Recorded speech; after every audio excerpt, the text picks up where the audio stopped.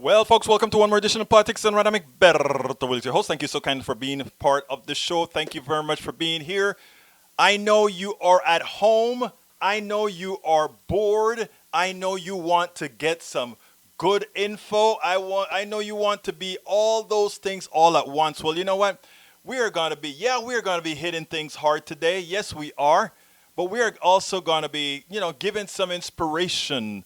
I get inspirations from some of the many strangest of places. So just to get the program started, right? Just to get us in the right frame of mind, what I want to do is talk to you about a donkey. All right? Let's talk about a donkey. Let's talk about opinions. And then after this, we'll get back into business. Welcome aboard, El Señor Rodnin. El Señor Rodnin. Oh, Rodnin thinks the opening song is now awful. Well, we got into some copyright issues even though we paid for it. So all we did is actually, what you're telling me, Mr. Rodnin, is that my musical skills are defeated or depleting because that is me creating my own opening song. Anyhow, folks, let's go ahead and what I want to do is get you started with a particular entry. So here we go, and then we'll take it from there on. Here we go. I'm not a religious guy, but you know what?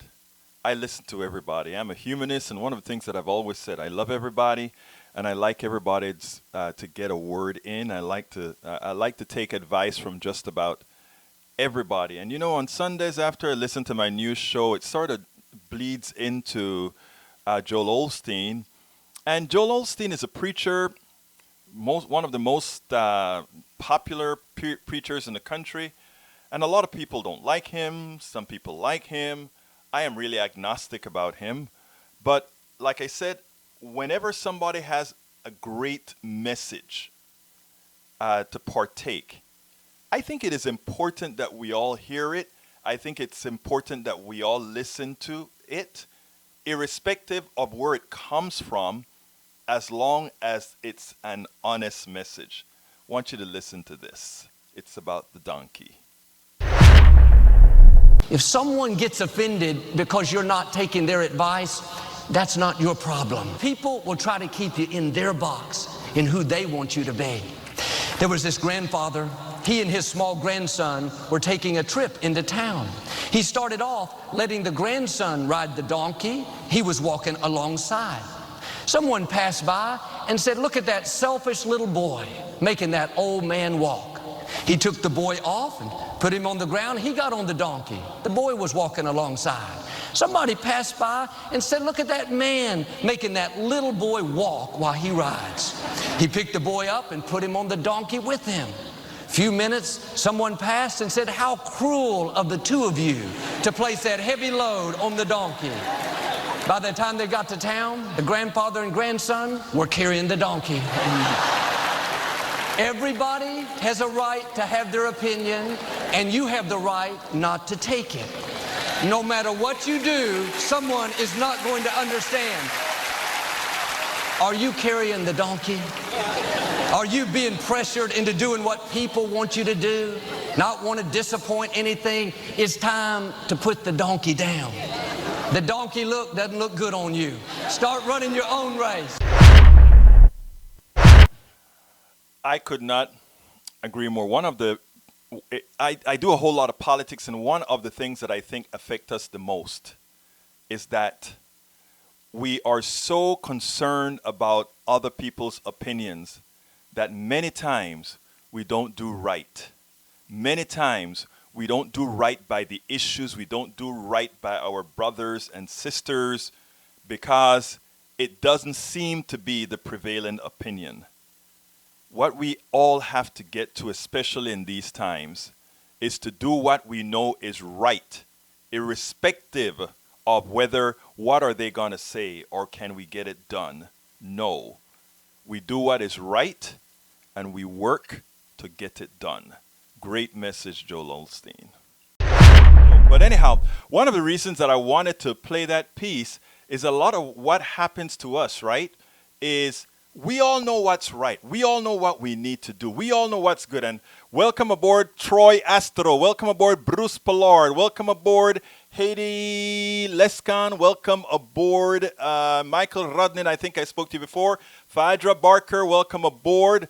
Hey, for those, some of you are, specifically, Brother Rudnin said that he doesn't like the entry song. As I said, we got into some copyright issues, even though we paid for that song with YouTube.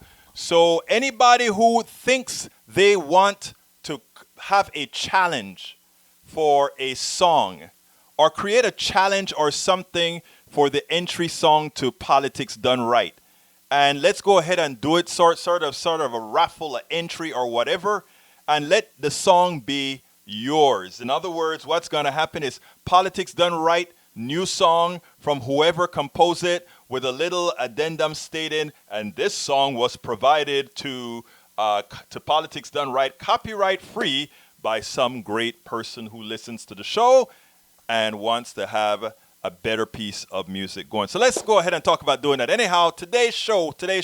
What is today's show called? Coronavirus shows for who they care. Let's care for us.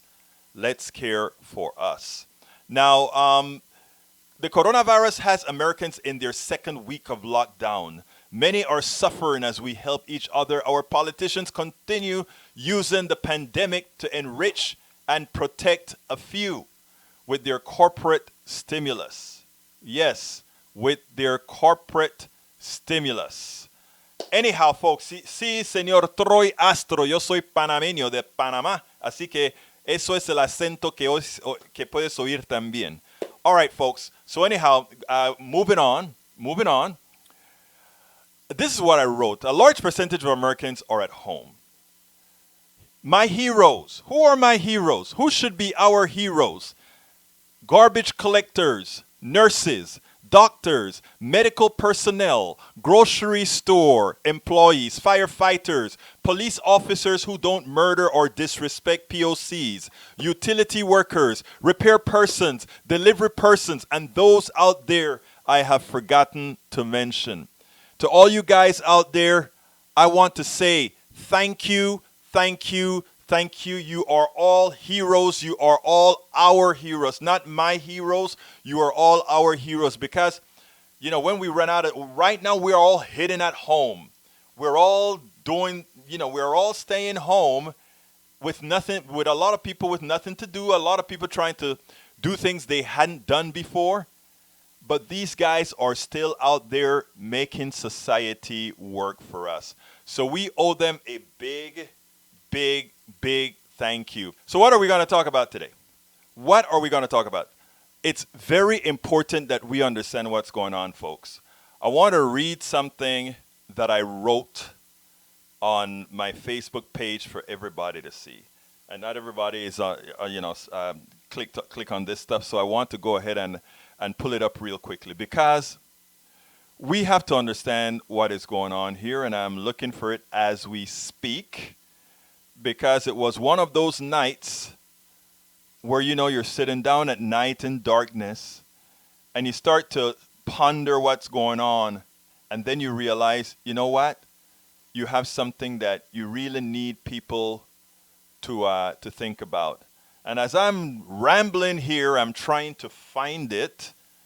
You know how sometimes that goes? You put the stuff on and then for some reason you can't find it, or for some reason maybe somebody deleted it or you deleted it, or here we go. I think I found it. Here's what I said. You know what is sad? I'm writing blogs for that touch on aspects of COVID-19. Whereas in the past I could consider using the CDC as the definitive source, I find myself looking elsewhere because of the loss of trust in every institution under the executive branch of government, Trump's domain. Folks, I never expected that the sycophants would have made the transition as easily as they did. Ben Carson is a doctor who've advised, he's currently advising the continuation of Trump rallies. Must I say more? As I am locked up for the next few weeks, There's a lot to ponder. As someone who chose this country because of what it used to be, the slide has been phenomenal. We just can't let it stand. I repeat my motto: political involvement should be a requirement for citizenship. What do I mean by that? Right now, there's a stimulus going on in Congress. We are all sitting back here waiting, or wonder what are they going to do, or wonder what are they going to give us, or wonder what are they going to do. We have to start putting in our heads that we don't wait for somebody to give us something. We go out there and start telling them what they ought to do, as they are those who represent us. Be involved, folks. A bunch of guys in Congress are deciding how they are going to make things right from the coronavirus pandemic to economic collapse. Let your voice be heard. The collapse was unnecessary. It is a failure of our economic system and its priorities that are ultimately responsible for the spread of the virus and ultimately the economic collapse. When an economic system is based on a gamble and favors capital over humanity, a pandemic takes on a life of its own, while the powerful take their time to see how best to profit from it. This is not an accident, folks. This is not an accident. Once again, good people will lose much, as the reinflation of the economy only make the controllers whole, as we all pay for it. But wait. This only occurs if we allow insanity to reign, doing the same thing over and over again and expecting a different result. Let us stop being pawns. So, my question to all of you: are you ready? Are you ready for us to take up directions and make sure these things don't continue? Are you ready? Are you ready to make sure that this stimulus package looks like what we need? Are you ready? I mean, we talk about a big stimulus that's being done right now. It's not the only stimulus that's going to be done. It's going to be going over and over again. Folks, if you're just joining us, please do remember to share. So right after I wrote that, it was about time for me to go ahead and do my treadmill. I was working kind of late, so I started doing my treadmill late, and that was, I don't know, early in the morning. So I wrote another little thing that said, what did I write? Let me see if I can find that one. I'm about to go do my treadmill, but want to leave you all with one more thought. While COVID-19 was a component in the stock market collapse, it is not the full story. There was a lot going on before, read, repo market, and more, that would have created a collapse after the election. And for those of you who don't know, the repo market is that market that that these banks go ahead into the market after they loan money out during the days. All their books have to balance at the end of the night. And to balance a book at the end of the night, they borrow from other banks to make sure that their books at the end of the night is balanced. That interest rate has been going way up. That tells you that banks are charging more to other banks for money, which means they believe these other banks are not the most stable. So the market, or rather the Feds jumped into the market, Reserve jumped into the market and started throwing trillions of dollars every day to cover the repo market. That is what's been happening behind the scenes, but nobody talks about that, right? Very few people understand these markets, and because they don't understand these markets, these people can continue to do the shenanigans that they do, but that's what's happening in the repo market. So we always knew that the stock market was about to collapse. It didn't, the coronavirus is not responsible for that 30+% that the stock market is losing right now. This market was going to have a summary death no matter what. They were going to try to keep it pasted, glued together until after the election. Because Powell, the Federal Reserve Chair, and all these guys are under the thumb of Donald Trump, and the intent of all of this was to make sure that all of this was held up until after the election. And right before the election, these bad people were going to sell out and leave all of those people with 401ks and everybody holding the bag. But guess what happened? Coronavirus happened. Coronavirus happened, people. And that exacerbated the decline. And not only did it exacerbate the decline, to put it bluntly, it has given the thugs, the financial thugs, an excuse for a market crash. A crash that was going to happen anyway because the market is built on a facade, it's built on speculation, it's built on nothing real. Nothing real. Mr. Ledo just wrote, I am always amazed when Egberto spews ignorance and lies with no shame. But ironically, he's unable to tell what lies I am currently telling shamelessly. Is it the repo market that you think I'm lying about? Is it the crash that's going to occur, which is occurring now, that I'm lying about? By the way, I spoke about the repo market several months ago, specifying as well in the blog that I wrote that the market was going to crash after receiving some info from other good listeners who are in the financial markets. So please, Mr. Ledo, in your infinite wisdom, I would be happy if you were to tell me, sir, what do you think I am lying about? And to put it bluntly, we have a telephone number, 646-716-5812. As a keyboard warrior, you generally have a lot to say. Give me a call. Let's see what you tell the audience. We have a large one. Come on, let us see, my friend. Anyhow, folks, so continuing. Our market is one of the biggest frauds, where an utterance, somebody just says something, like this guy Achman just said something the other day about, let's shut down America for 1 month. That's what he went on CNBC to say. I wanted people to go check to see what stock options he had when he went on to CNBC to say, let's stop all business for a month. And then the stock market tanked. I bet he had options out. I almost bet he had options out. I didn't realize that the stream was choppy.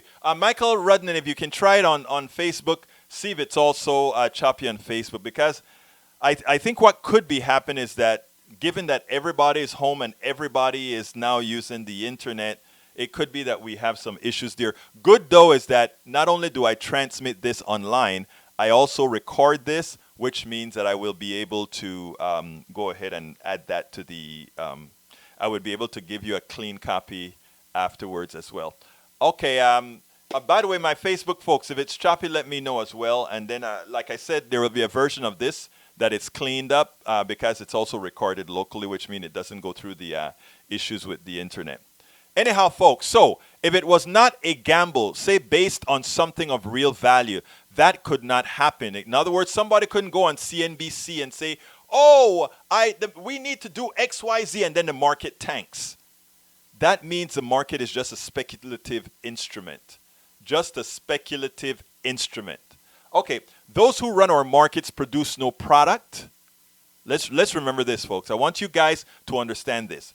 The titans of finance, the people that Mitch McConnell and the Republicans are trying to buffer right now, these guys create no products, no service, nothing of value. But everything that they do affect us, right? They make nothing of value. Think about a stockbroker and ask yourself, what does he do to make a living? How is he contributing to our economy other than making money off of the money of others? Think about it. You see? So let's be very, very, very clear as far as what's going on now. Now, in general, by the way, let's continue here. Those who run our market produce no product or service or value, yet the games they play affect all of our lives. A small number of investment bankers who produce zilch. They produce nothing. Let's not make any mistakes about that. These people produce nothing in our society. Now, why do we continue to cede power to them? Let's acknowledge our worth. Let's empower ourselves during this reinflation, knowing that we are the economy it can be democratized. We can democratize our own economy. And we must democratize our own economy. We are all home now, or not all home, because I thank all you guys that are out there. I thank you guys that are out there. Here's the deal. Here's the deal. So is Facebook still jumpy for those of you that are in the chat room right now?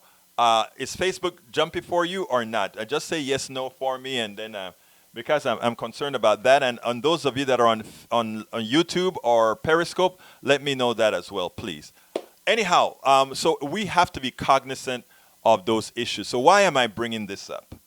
I am bringing this up specifically because, as it turns out, in Congress right now, they're fighting over a new stimulus. For those of you who remember 2008, we remember the trillions of dollars that went to bankers. They say, oh, well, we paid it back with interest. Yeah, we know you paid it back with interest. But how many people who lost their homes would have loved that better deal?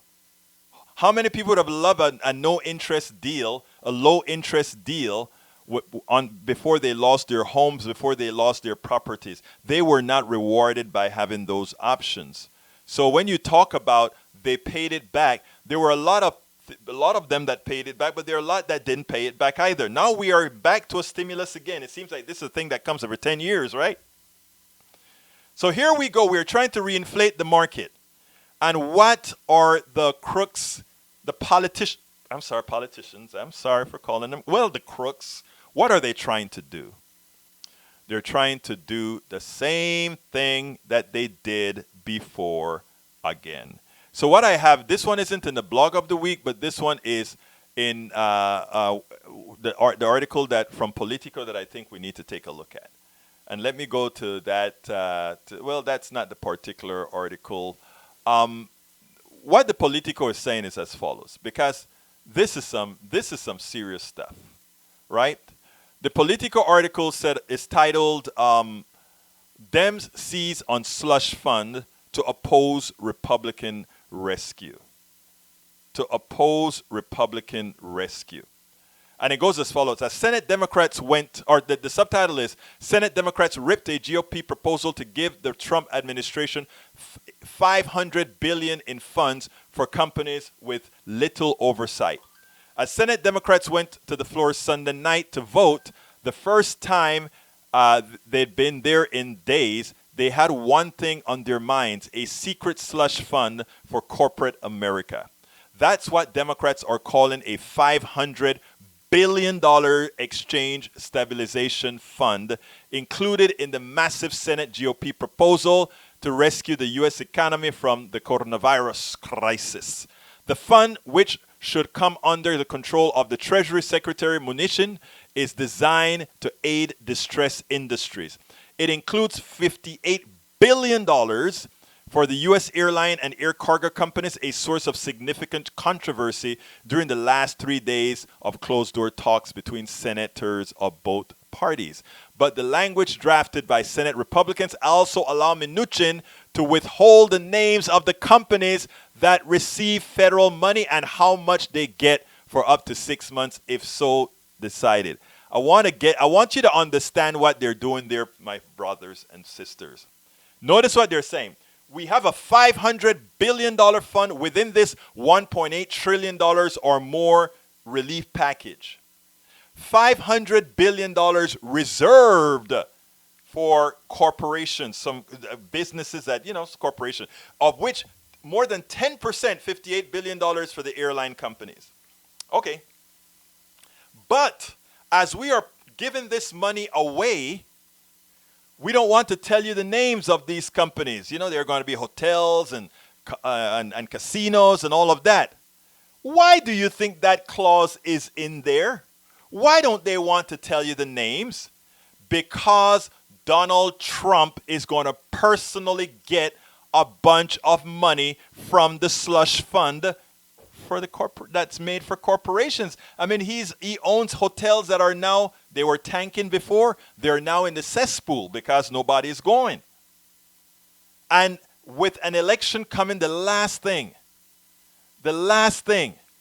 thank you very much, Mr. Radnin, the last thing that they want during an election year is to hear Democrats or anybody say, hey, Here we have this big stimulus package, and several $billions are going into Donald Trump's hotel in relief.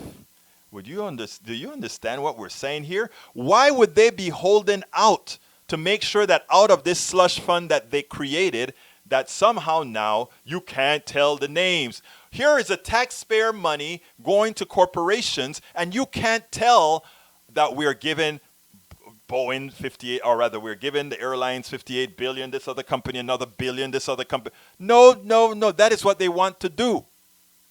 And Democrats are saying no. If you want to give a corporation money, you got to tell us who the corporation is. If you want us to give the corporations money, 828, if I see your call. If you want to be online, please go ahead and hit the number 1 so I know that you want to speak. If you want to do that, right? If you want to take government money, we the people's money, you have to make sure to pass some tests. You're not going to lay off people. You're not going to have stock buybacks. Stock buybacks is equivalent to us saying, take the poor taxpayers' money and give it to rich people who own stocks. And as they buy back stocks, the stock has a lot more value. Okay, what I'm going to do now is interrupt what I'm talking about to bring in one of the owners of our show, because the show belongs to you.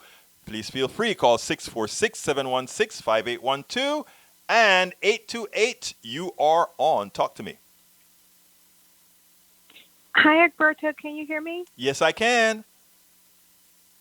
It's Hope in North Carolina. I hope that you're doing great.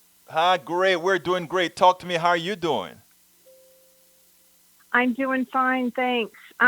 Just a quick comment. I finally have shut the White House press conferences off because they just got too upsetting. And I wanted to, let everybody know that if you want to look at some good examples of great leadership, if you feel like you have to get your daily coronavirus fix for 30 minutes or whatever, tune into Governor Cuomo and what he's doing in New York.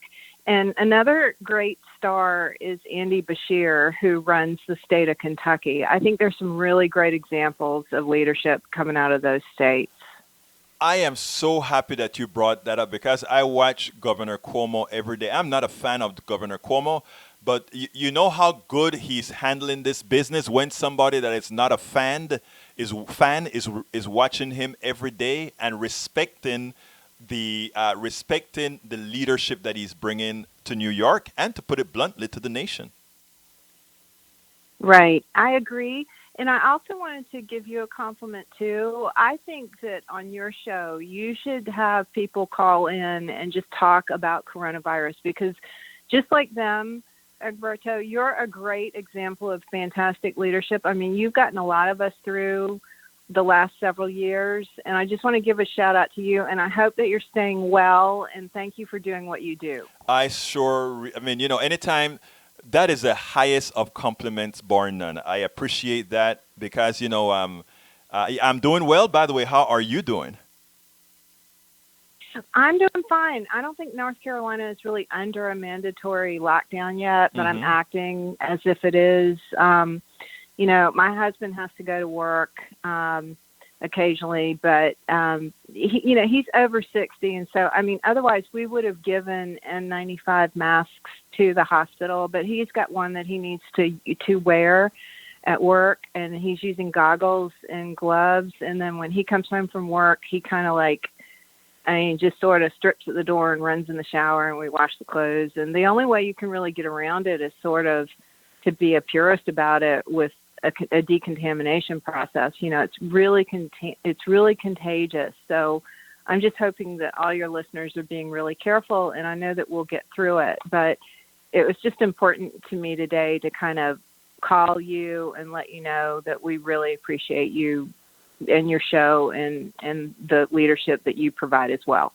Thank you so kindly. That means more to me than you could possibly know. So thank you so kindly for your kind words. You bet. And you have a great day. You too now. Bye-bye. Folks, thank you again. You guys are great, because we are all in this together.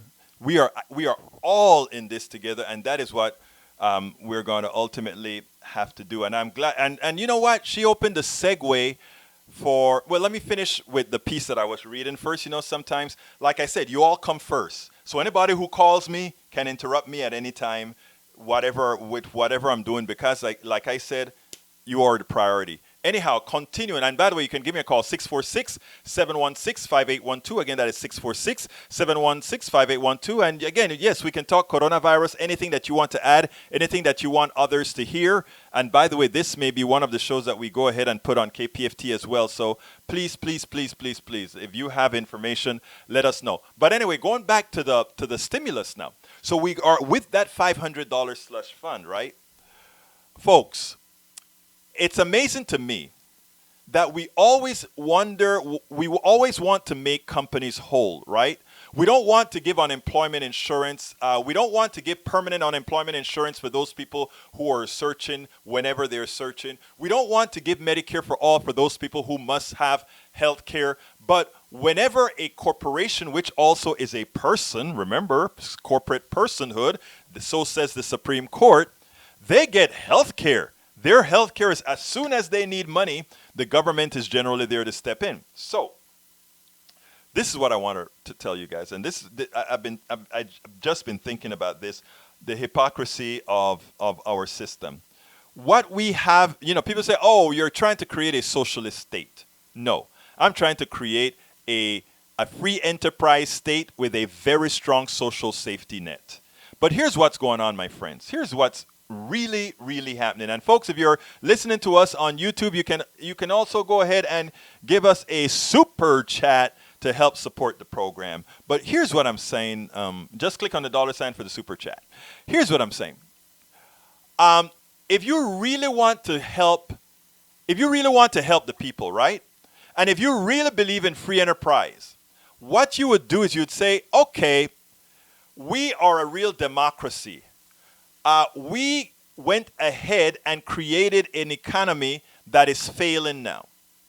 We have to pump this economy up. How can we do it? Give the people the money, right? And then let the people vote with their money, right? If the airline industry is to survive after Corona, people will fly. If whatever industry wants to survive, the people have money now. They will vote with their money. Isn't that what you guys always say? The people vote with their money. What you really mean is if people vote with the last of their monies. That's what many of these corporations really want. They don't want the government to provide anything. They don't want we the people to give we the people anything. They want to take over as much as they can from we the people. I'm not being facetious here. I'm not being overreactive here. Because note this, Mitt Romney supported giving every American $1,000 or $1,200, something like that, a Republican. The only time a Republican, Mitt Romney, had within his vernacular to go ahead and provide this to Americans was because of what I just said. They've already proven that business cannot exist without us. We've always said that. Americans have not always acted that way. We've not always acted that way. We've not always acted that they must have us to become rich. But there's no Bill Gates without Anna. There's no Bill Gates without Troy. There's no Bill Gates without Joseph Pitters. There's no Bill Gates without Troy Astro, Lawrence Simmons, Michael Rudnin. There is no corporations. Bill Gates, none of these guys could have been rich without you. And you know what else? They have, look, yeah, they may be a bit, they've decided to do something that they wanted to do and be successful. I don't want to take away their success at all.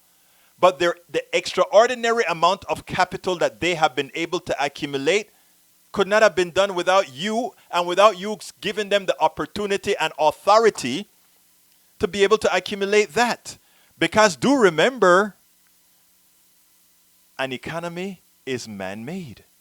So I need you to remember things like that. I need you to understand that this is how our system works. But beforehand, it's kind of late into the show, and I need to go ahead and ask you guys to remember to support Politics Done Right. And how can you support Politics Done Right. You can support Politics Done Right by going to our store. You can go to store.politicsdoneright.com and get a t-shirt, get a cup, get one of our books. I have As I See It, Class Warfare, The Only Resort to Right-Wing Doom. If you want to learn about the economy, get the book and you can figure it out. You can also get it at Amazon or any other bookstore, whatever. But of course, if you go to store.politicsdoneright.com, you take out the middleman and you give a little bit more to Politics Done Right. And of course, guys, I've had my weight problems, and with staying home, I'm having to remember all the things I spoke about in this book because I don't want to stay in front of the refrigerator and keep eating to blow it up again. Anyhow, so go ahead and please go to, again, to store.politicsdoneright.com. But more than anything else, what I would love to do is I want us to build our posse. And our posse means getting a whole lot of subscribers from $1.99 to a little bit more, or as much as you want to do. So if you go to patreon.com/politicsdoneright, again, that is patreon.com/politicsdoneright, become a member. I ask you so kindly, let's help me get to 1,000 members. That's what I really, really need, because I really need a producer. I really need a writer. We need a whole lot of stuff right now that I'm doing 16 hours a day. So, I would love to get down to 12 hours a day. Sometimes I'm doing 18 hours a day. I would love to get down. Cutting videos and all that kind of stuff is a whole lot of work. I'd love to get some help there. If we can get to 1,000 subscribers, we can get there. Another way you support, if you want to support our equipment fund, we can do that going to patreon.com/independent-media-upgrade. Again, that is gofundme.com/independent-media-upgrade. All right, and you can also contribute via PayPal. And how do you do that? You can go to, and I'm putting all these links in the message, folks. You can go to paypal.me/politicsdoneright. Again, that is paypal.me/politicsdoneright. And again, don't forget, go to our store and get a cup, get a t-shirt, get a book. And I think we have some other stuff there as well. And, all kinds of things to really help the program move on. So I ask you so kindly, support us. Let's make sure that we are ready and informed about what's going on. So what I want to ask you folks today is this, a task. I got a task. I got a real task. Please, you still have time. The laws haven't passed. And after this stimulus, there has to be another one. It's not going to end here. What we need to understand going forward is that we are the ones in control. Especially now that election is in November. We need to start calling these senators, calling these Congress people, and start talking about doing, first of all, we want this to be a person-centric stimulus. Elizabeth Warren is saying right now she wants to go ahead and talk about student debt. Why does she want to even include student debt in this stimulus package? Because you know what? This economy is not coming back quickly. Donald Trump wants to tell you that this is going to be a quick recovery. This cannot be a quick recovery because, as I told you earlier on, what was happening is that we were just waiting for a reason for a crash. The repo market, the thing that very few people talk about, was in distress long before this market. In other words, the guys on the inside knew exactly what was going on. And so we need to understand that this crash was coming. Oh, wow, Daniel Lado. You mean I didn't realize you represented the government, Daniel? Wow. Amazing. Anyhow, so I want to play you something real here because, Donald Trump likes to talk about responsibility, right? Well, recently at a press conference, he made a statement, and I want you to check it out. Let me make sure I get the right video because I've been a little bit errant today on some of my videos. Forgive me for that. I see one that I'm going to have to sort of edit out in a minute. But anyhow, he's been there for 3 years, 2 months. But somehow, it is still Obama's fault. Check this out. Listen to what Donald Trump now had to say about what was there before. This is how the liar in chief is really attempting to change the conversation to that he had to come in and fix a government that he destroyed, and why it is now the private sector stepping up. Check this out. Just so you know, just for the probably 100th time, this administration, inherited an obsolete, broken, old system that wasn't meant for this. We discarded that system, and we now have a new system that can do millions of people as you need them. But we had to get rid of a broken, old system that didn't work. It worked only on a very limited basis. And we're very proud of what we've done. It's incredible what we've done. And this system will now serve for the future, for future problems. Hopefully you don't have a problem like this, but something will come up. We have now a great system, and it's almost fully in gear, but it's able to test millions of people. But we inherited a broken, old, frankly, a terrible system. We fixed it, and we've done a great job. And we haven't been given the credit that we deserve, that I can tell you. But the one that really deserves the credit are the American people, because they are doing things that nobody thought they would do. What they're doing is incredible, and we're making a lot of progress, and we'll see you folks tomorrow. Thank you very much. This is a president in office for 3 years and 2 months. Today makes it 3 years and 2 months. He only has 10 more months in office. So he's well over the half of his administration.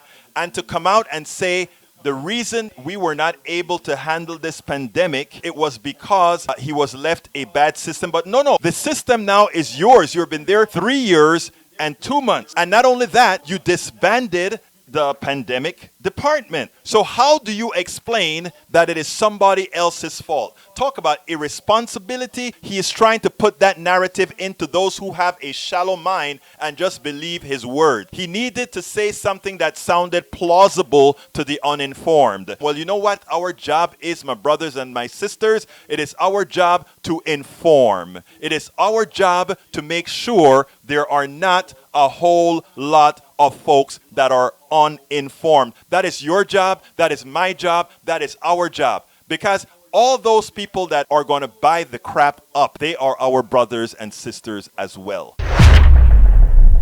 I got a text from my good friend, Patricia De Galani. She has a new word to add to my vocabulary. And the word is covidiot. Covidiot. A stupid person who stubbornly ignores social distancing protocol, thus helping to further spread COVID-19. Are you seriously going to visit grandma? Dude, don't be such a covidiot. That's how you use it. Number 2. A stupid person who hoards groceries needlessly, spreading COVID-19 fears and depriving others of vital supplies. How can you use that in a sentence? See that guy with the 200 toilet paper rolls? What a covidiot. I love it. Patricia De Galani, you know, you have given me, I got 3 great laughs this morning. And you know what? When you're locked up in the house knowing that you're not going to be leaving for a few days, there's nothing like getting a good laugh, you know, staying happy.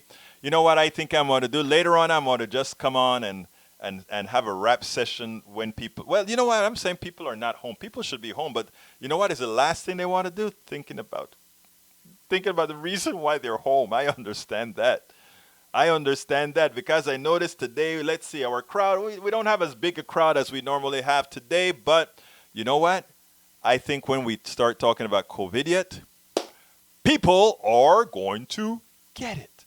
Anyhow, let me go to the chat room and then I'll if we have some time later on, I'll go into something else. Okay, Michael Rodnan said, is this going to be about these Florida Beach kids who don't care about spreading coronavirus? No, Senor Rodnan. I mean, those folks on the beach, you know how kids are. They feel invincible. What we have to do is we got to talk to them and get them off the beaches. And I think it's starting to worry. I mean, I saw Alexandria Ocasio-Cortez came on and really went on to, I think it was ABC, and try to convince them that that is not what they should be doing. Okay, Michael Rodnin, Egberto, your opening intro song is awful. Do you realize you're telling me I'm a terrible composer, Mr. Rodnin? I wrote that. I played that. Oh my God. So I tell you what, guys, Posse, come up with a new theme. Come up with a new theme song. I'm ready to take it. Fadra Barker, hi from Orne. Where is Orne? Orne, I think is probably how you say it. Troy Astro, I am used to getting bored. Just wait until the virus go away. All right.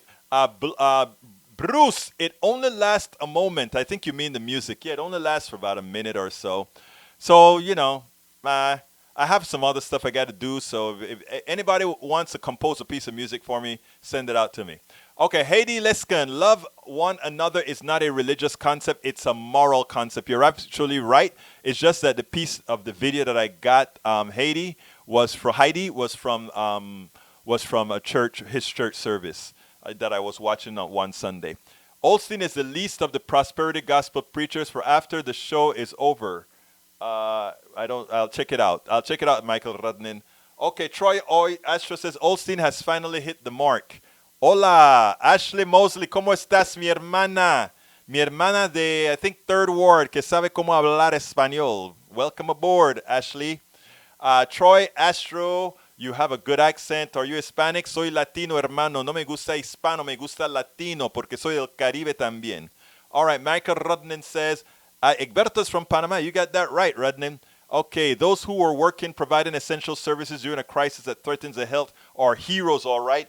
Yes, and we owe them so much. All you guys that are out there, the grocery store guys, the guys that are picking up my garbage, the guys that are doing all these things, love you. We could not work, we could not exist without all of you serving the services all of you provide. Thank you. You are much more important to anyone than their own stockbrokers, than anything. I tell you what, they could live without their stockbrokers. God, most of their stockbrokers probably hide in somewhere. You guys are out there doing what needs to be done. Thank you, and that comes from the depths of the heart. The depths of the heart. Okay, those who are working, providing essential services, you're right. Okay, let's see. Lawrence Sim says, just knows. I'll read that later, Lawrence.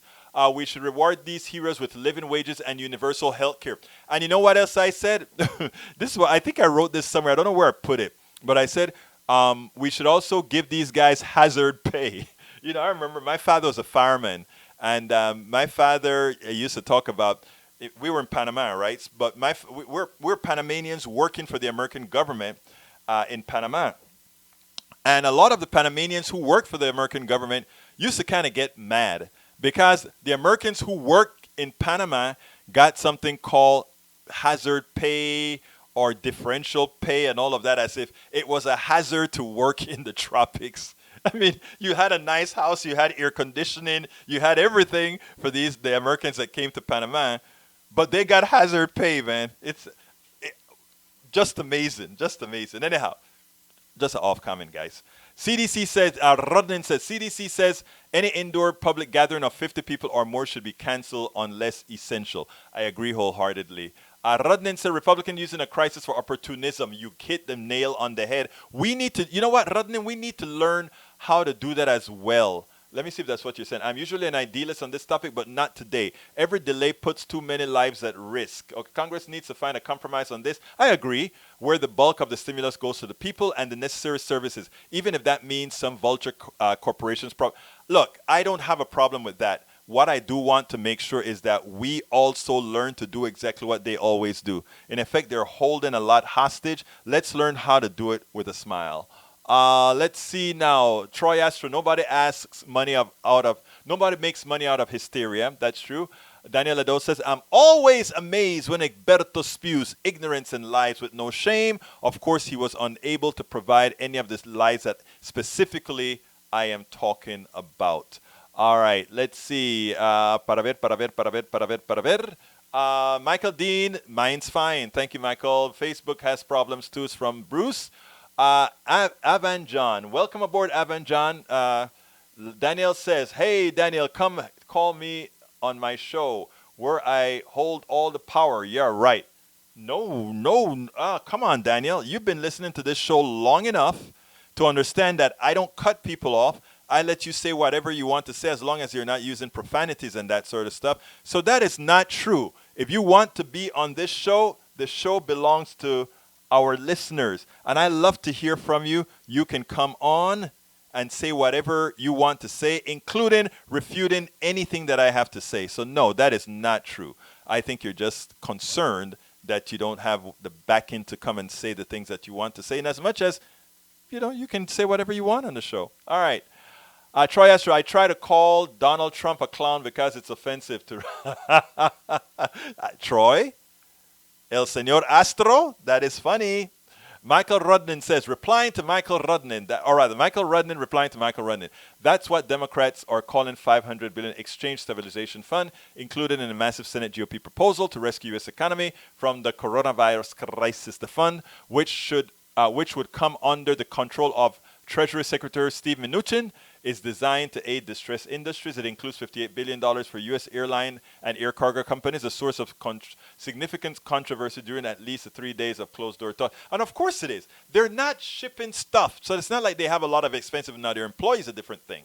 All right, Egberto, I'll share this later. Thank you, my brother. Troy Asher said, Wall Street is closed. How is these buybacks legal? Hey, they're legal. That's all I can tell you. They're legal. Replying to big auto file typo, 2.3 billion, not 2.3 trillion.